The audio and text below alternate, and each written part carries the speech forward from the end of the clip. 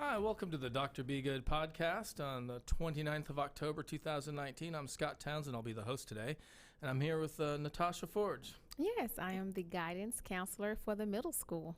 For the high school. Oh, my gosh. Well, I worked at the middle school yesterday. We wear many hats. Yes. So our topic today is kind of sober. It's a little more of a serious topic than some of the ones in the past. Today is about the second leading cause of death in America. And from the ages of 10 through 14, the number one cause is accidents, which would be involuntary, like car accidents or work accidents. But the number two cause is suicide. It kind of caught me by surprise that that was such a high number. So not just for youngsters, right? As we get older through middle age, above age 30 into the 50s, it becomes the fourth leading cause of death, and that's because heart disease and cancer takes over.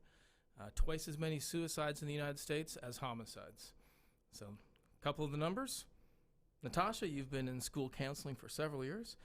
What are some changes you've seen in how schools address mental health and suicide issues?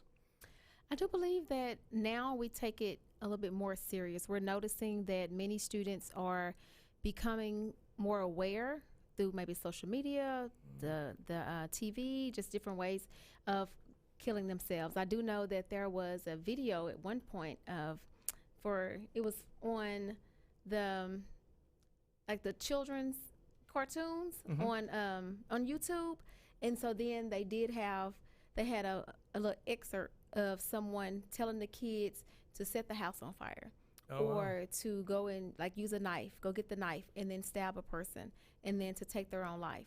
And so they're seeing those types of situations. And in the process, it's becoming more nationally known. So now the students are aware of this information. And so now that they're aware, some of them actually begin to have those ideations. Wow. So first, some terms. And there's a couple terms I'm trying to learn myself. So, for example, suicide is defined as a self-inflicted injury that causes death. Suicide attempt is a non-fatal attempt. Directed at somebody to cause their own death, but they didn't end in death. And then suicide ideation is what you're referring to. I guess when I was younger, we might have taught that thoughts of suicide or suicidal thoughts, but now it's ideation, and that includes planning, thinking about it. And so one of the things that we were sharing earlier is I really want to not use the word a successful attempt when someone commits suicide, because we tend to use the word success with a positive outcome. And so I'm looking for a good word for that other than just the word suicide. And so hopefully I can use that correctly as we go through our podcast. So the social media, so much of an influence on kids, right? And yes, different grade levels, more of an influence than others. Are you seeing a bigger rise in middle school than high school in terms of from a school perspective and students coming forward and doing threat analysis? Yes. So for Legacy in per se, and I'm sure other schools in the area. However, we do have a higher rate of middle school students who are attempting or who have more ideations that they'll come forward and communicate with someone. What we're noticing is that at the middle school stage, they are trying to find out who they are, and they're learning more about the things that are happening in the home, such as, parents arguing all the time. When they're younger, they don't notice it, just because the parents may put them in a room and they play, things of that nature. But now they are aware. They listen. They understand the conversations that their parents are having. At the schools, we have direct bullying and indirect bullying. I'm not saying necessarily all at Legacy, however, I'm just saying in general.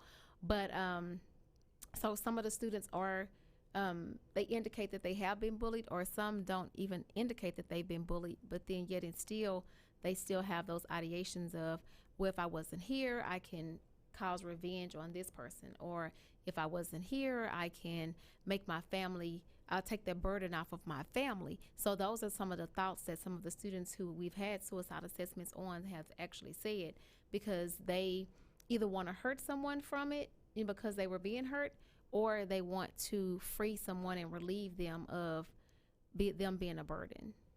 And that's the way they find would be the answer. Mm-hmm. Yeah. And so that does a lot. Like I said, it does happen more so in middle school right now at the ones that I've worked with at Legacy. But like I said, they're trying to find themselves. They're trying to determine where they are and where they lie in society. And it's hard.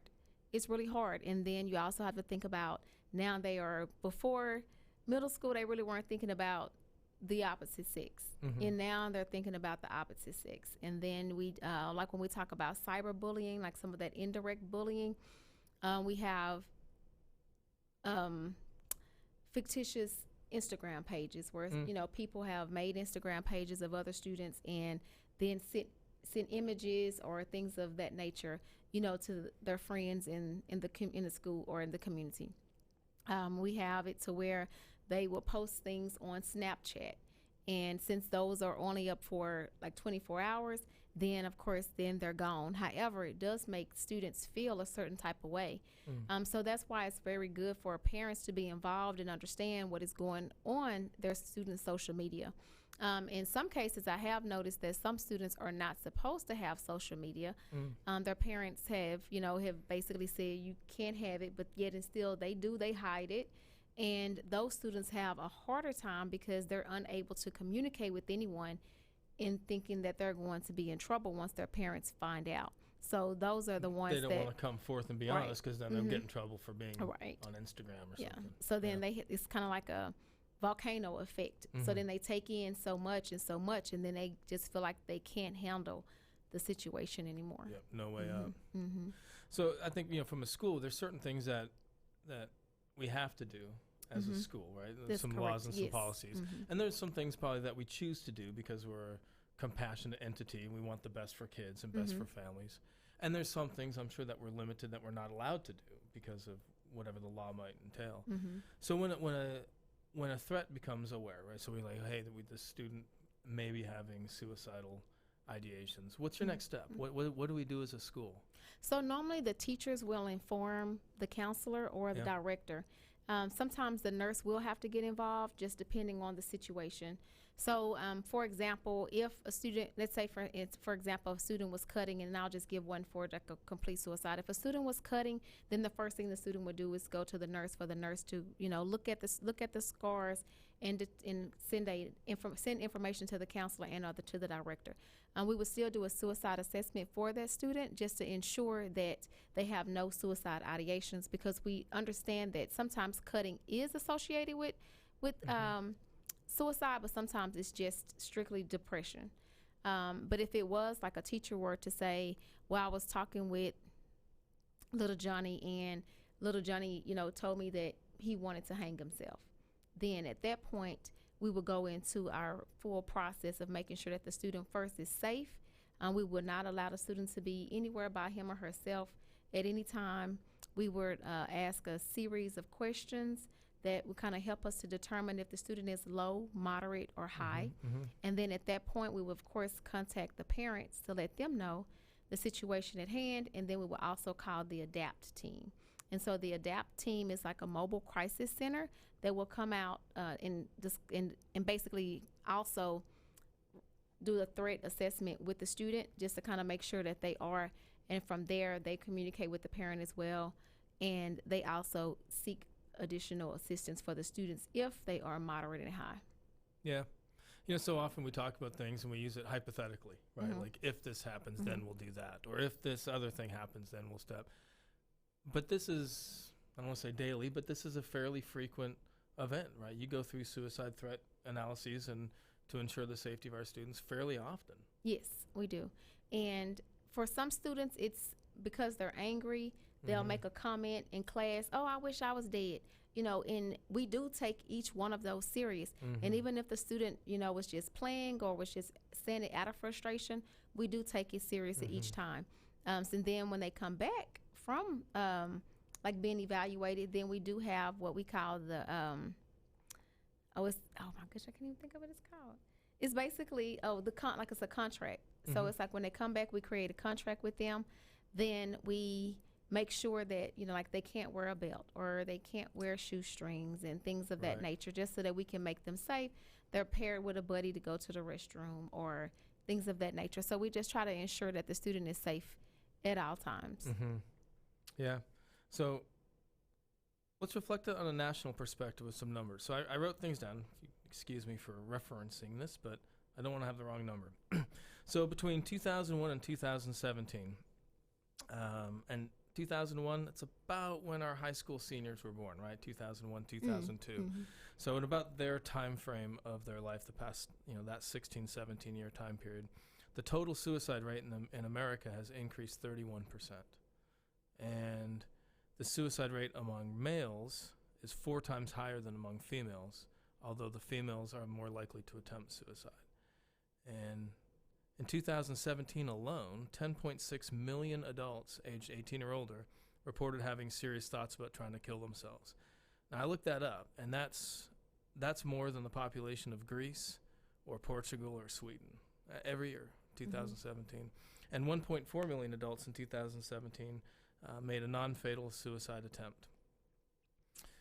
So, well, I just want to stop you here too, because those numbers are very high. Yeah. However, these are just reported cases. There are so many different cases that have not been reported because people, of course, they don't want to tell anyone. They are ashamed, and they're not able to get that help that they need at that time as well. So those numbers are actually higher. Yeah, I bet so. So risk factors. The main risk factors, according to the Center for Disease Control, is a prior suicide attempt, depression and other mental health disorders, substance abuse, a family history of mental health or substance abuse, family history of suicide, family violence, having guns or other firearms in the home, being in prison or jail, being exposed to other people's suicidal behavior, and simply being between the ages of 15 and 24 or over the age of 60. So that's right in our population of the 15 to 24. So not only, in terms of schools, we don't end our compassion at 18 when they walk across the stage. We really want someone to be healthy mentally and physically and educationally for the rest of their life. Correct. So that extends hopefully our positive influence extends beyond graduation. Well, I will just kind of touch on a couple of these, such as having the guns or other firearms in the home. It has been kind of noted that when students, or people, period, when they know that those firearms are in the home and they know how to use them, or sometimes don't know how to use them, then they will, that's basically an immediate a situation in which they, sometimes students take, the girls will take pills and things like that so that they can go to sleep, whereas many guys, they will use firearms, and because it's like an immediate, decision that they want, and they don't want to hold on to it. Depression, just like I was talking to about earlier about the cutting. Some of the students, they use, because they are depressed, so they're very frustrated and they don't know how to communicate with anyone, then they begin to hurt themselves. And sometimes it does get to the extent to where they want to hurt themselves to the point of death. And that's something that as the school, we have to start doing a better job of making sure that we're building rapport with our students, because in many cases, students cry out for help. They do things that are outside of their character. One of the students that I spoke with when I was doing a suicide assessment basically stated that anytime she felt a need to want to hurt herself, she would be very disrespectful to her teachers. But that's not anything that her teachers have really noticed. So, I asked her, I was like, well, what are some of the things that you would do so that your teachers can notice? What are some of the things that you would say? Mm-hmm. And, it was just more of just being very disrespectful, just talking out of turn and things of that nature. Another student asked the same thing, because the main thing for us is that we want to focus on how we can help the student. So our teachers have to be vigilant to making sure that they're monitoring the classes and that they are noticing what the students are doing. Yeah. And so another student said that, normally she would do her work, and as she does her work, she would, if she decided to, if she was shaking her leg a lot, then that was an indication that something was going on with her, that she would probably need to go and see the counselor. At this point, there are some students who feel comfortable talking to some of the adults at the school, but there are many of our students who don't have that one person that they can go and talk to yet. And that's something that we're going to have to do a better job of. Mm-hmm. Yeah, I'd imagine even, it's stressful for a student to change schools. Mm-hmm. Right? That's a traumatic event sometimes in a youth, but I can see that being fairly early on, finding a confidant, finding somebody that whether it's an adult or another student. Mm-hmm. But you've had issues, haven't you, where the students have been the ones that have talked to other students, but they've never reported to an adult? Correct. Yeah, so that might be something that we need to address. How would you describe that particular situation? We have some students who they consider themselves helping their friends. Yeah. So in some cases, they know that their friends are suicidal or they're depressed and things of that nature, and they check in on them, and we commend them for that. However, when asked, have you ever told an adult? They had not told any adult what is going on, yet and still the students were really harming themselves at the school. Then we also, we asked about, have you informed your parents? And they too had not informed their parents. So what they have done is they have created a nurturing environment for their friends to try to help them deal with this situation. However, they have not even, the person with self-harm as well as their friends have not reached out to any adults. Right. And that is a concern, because it lets us know almost what we were seeing before with bullying. You have witnesses. You have the bully, the bullied, and the witness. And no one shares that information, and it continues to go on and on until a situation may arise in which a student may attempt to commit suicide. So that's why it's very important for parents to communicate with their children at home, and not to have it to where there's a reprimand. So when students, if a student were to go, well, a child, I'll say at this point, will go home and talk to their parent and say, I'm having a rough day, I just wish I wasn't here. Sometimes as parents, we begin to focus on ourselves. Oh, you just want to leave me. Oh, this is about me. No, it's not about you. It's about how that student is feeling at that time. And they do need some empathy so that they can talk with you about the situation, so that as a parent, you can get help. And then that's the same thing that we'll be doing at the school as a teacher or staff member, as any educator. Then any student that comes to talk with us, we're going to show that empathy for that student, so that the main thing is that we can begin to help with those coping skills.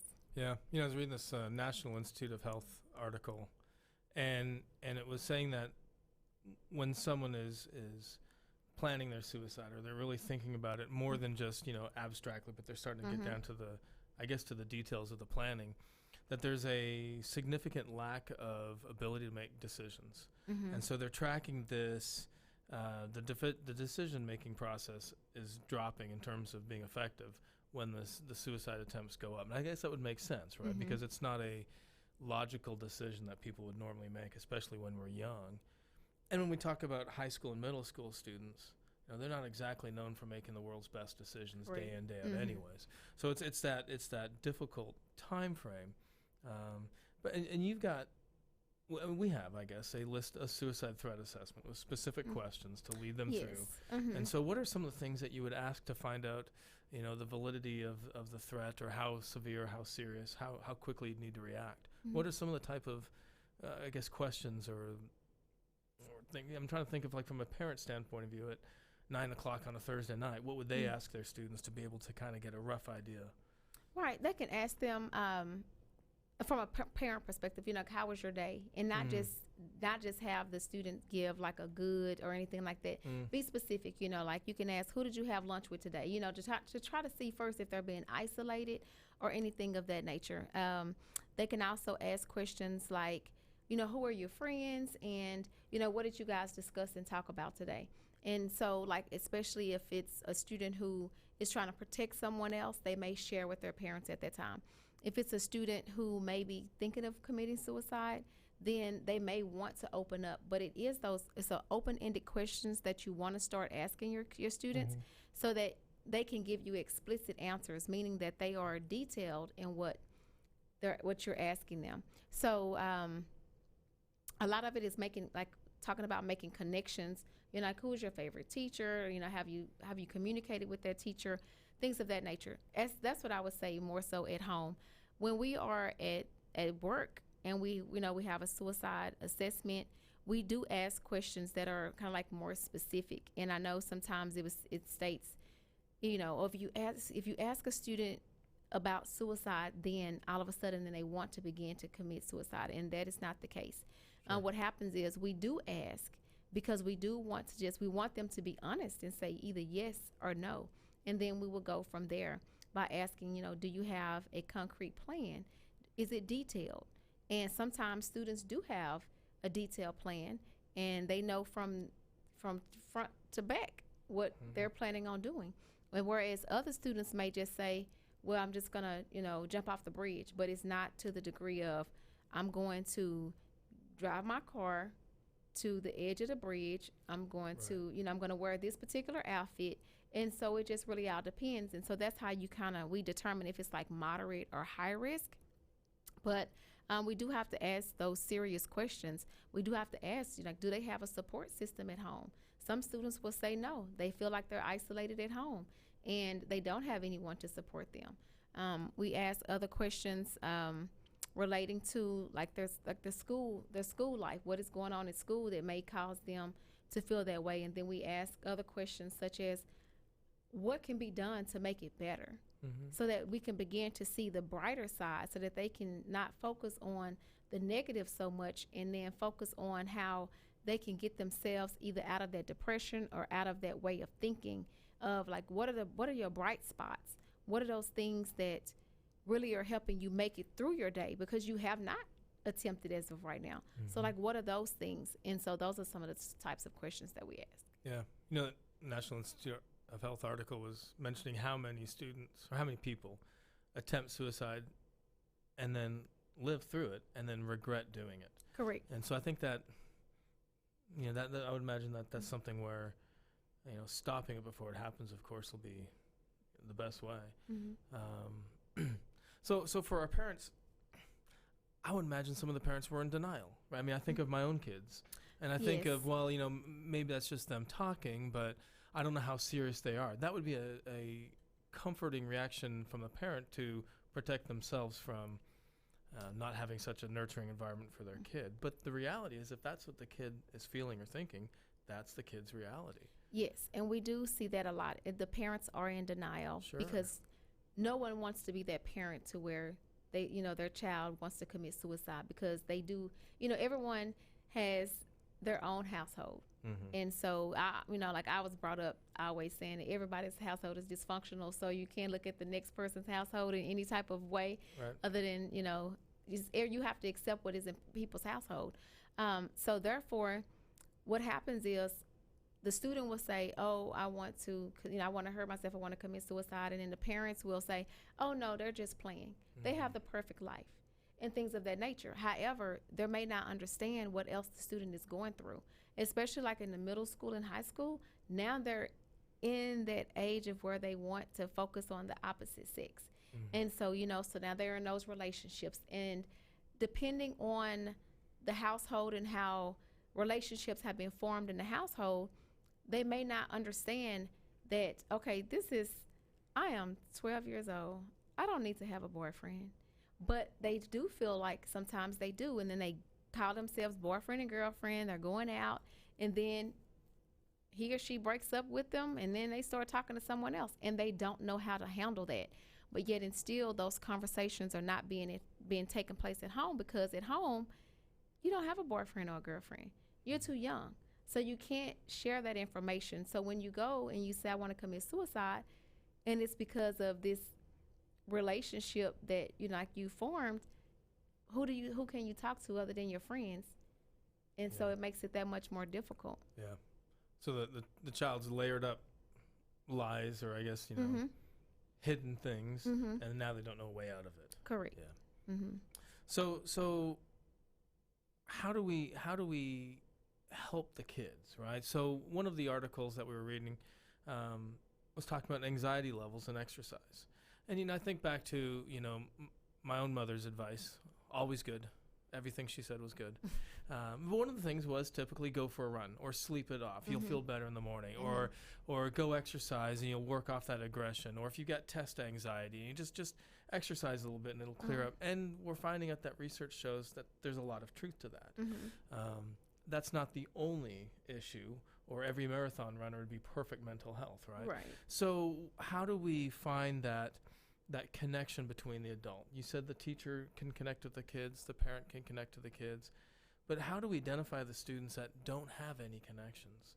You know, do we have any, like on, you know, we have Monday rotations. You know, do we have any things coming up with mental health for the students to say, you know, here's how you reach out? Or I guess they can always reach out to you, and you've got a great relationship with the students. But do you have any suggestions for, you know, the parent or the student who may not have that confidant? Well, I will say our rotations right now are based on instruction or college and career, or we're focusing on our students passing their end of course exams. So I will say that majority of those are.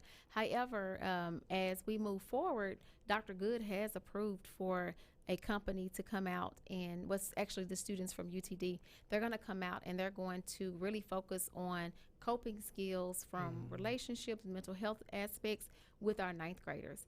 And so that's something that we are going to put in place. And I understand that that's only touching the surface a little bit. However, the mainstream is going to be the teachers in the classroom.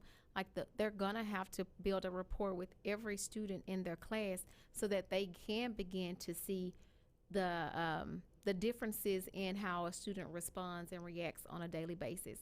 And that is going to be the number one thing that we can offer at this time. Yeah.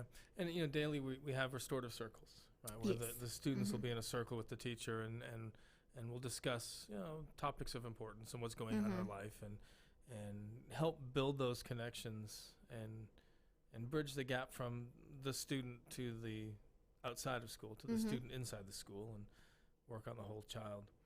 Maybe that's a daily event that can teachers can. Yeah, and they do that every morning. You're right. Okay, so the conversations without repercussions, you said that's a big thing for the parent. Are there any other things that you would suggest to parents in terms of they're trying to get this conversation going, or they're not sure how to address it with the child, but maybe they're watching the podcast and they think, I need to have that conversation tonight. How might they start it?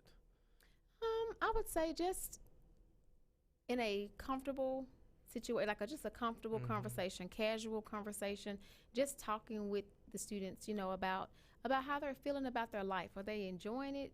Or are they, you know, like, what are their goals in life? Just to kind of see if they have anything that they are hoping for. Yeah. And that's another thing that kind of helps students and people to come out of depression, the hope. And, you know, from there, like, help them with avenues of trying to get to where they want to go, their desires and things of that nature. But it doesn't necessarily always have to be, do you want to commit suicide? You know, that's not necessarily how you want to start that conversation, but it does start with, hey, what are some of the things that you like that's going on? Or what is something that happened today that you would have changed? Things like that you just want to have just a casual, direct conversation with your child and go from there. Excellent. So hopefully that's helped people. I mean, I think the main goal of this is if there's one family, if there's one parent or child that has that conversations that can keep from the, you know, ideation into a suicidal attempt, you know, all of our efforts worthwhile. Correct. And you've had 3 threat assessments this week? Yes, I have. Yeah. And today's Tuesday. Yes, so they were yesterday. That would be a number we'd like to have much less. Correct. Yeah, absolutely. Any other thoughts? Any other questions? Are you ready to go exercise and get the endorphins and the brain chemistry going? I'm ready. All right. Okay. So I want to thank everybody for tuning in. If you do have any questions or want to have any follow-up conversations, by all means, you can reach out to us. And the Center for Disease Control and National Institute for Health are fantastic resources. Thank you so much. I appreciate everything. Have a great evening. And Natasha, thanks for coming out. All right. Thanks for having me. Right, thank you. Thank you for tuning in to the Ask Dr. Be Good show. For more information on Legacy Preparatory Charter Schools, visit our website, legacypca.com, or call 469-249-1099. And remember to like us on Facebook, where we stream live weekly Tuesdays at 3 p.m.